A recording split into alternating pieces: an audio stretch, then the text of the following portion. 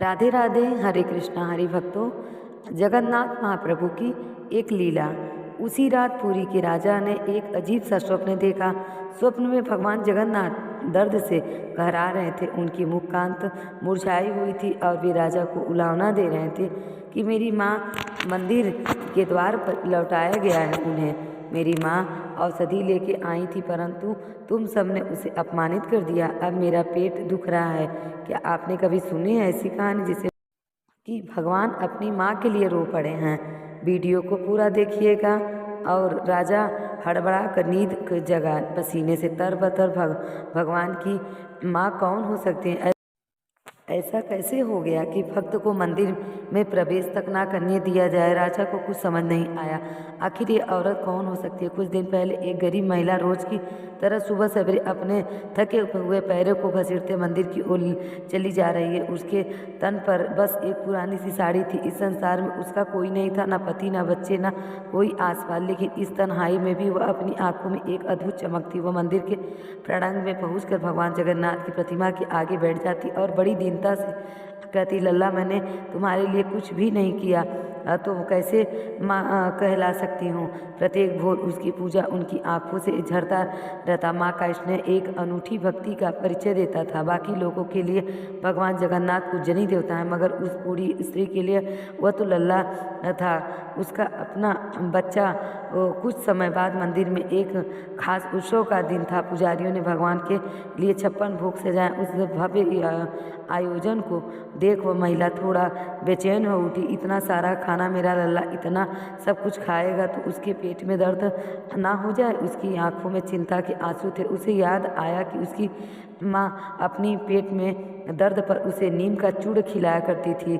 मन में वादा किया, कल मैं अपने लल्ला के लिए नीम का चूड़ बनाकर लाऊंगी। रात के अंधेरे में उस महिला ने अपनी कुटिया के बाहर से नीम की टहनियाँ इकट्ठी की, उसे सील पर उसे पीसा। बड़ी सावधानी से एक छोटी मिट्टी की डिबिया में भर दिया और मन ही मन मुस्कुराई, लल्ला, कल से तुम्हारे पेट की तकलीफ नहीं होगी। उसके लिए यह कोई छोटा मोटा काम नहीं था। माँ हमेशा अपने बच्चों का भला चाहती। उसे तसल्ली थी कि अगले दिन वह अपने लल्ला के लिए कुछ कर पाएगी। भोर होते वह मंदिर के द्वार पर पहुंची।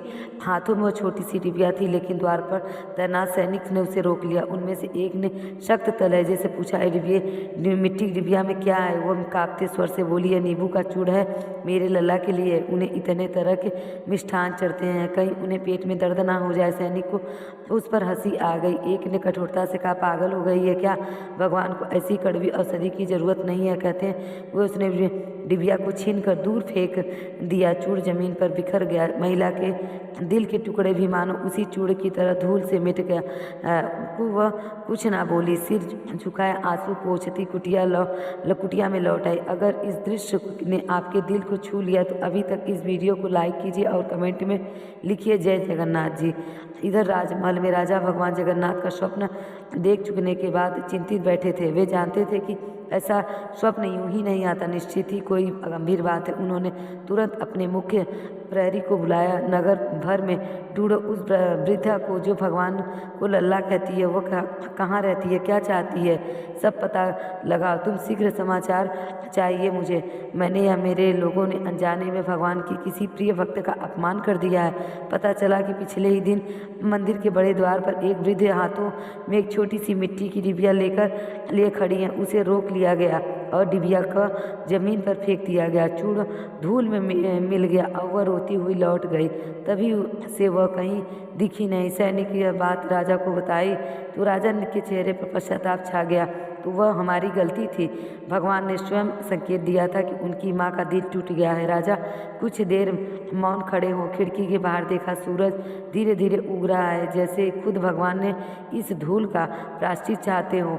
मंदिर की घंटियां दूर से सुनाई दे रही हैं, पर आज उसमें उल्लास नहीं है। एक माँ की चुप्पी है, एक ईश्वर की पीड़ा और एक राजा का पश्चाताप, तीनों जैसे सन्नाटे में गूंज रहे थे। सैनिक ने राजा सारा राज्य छान मारा और महिला का पता लगाकर राजा को खबर दी।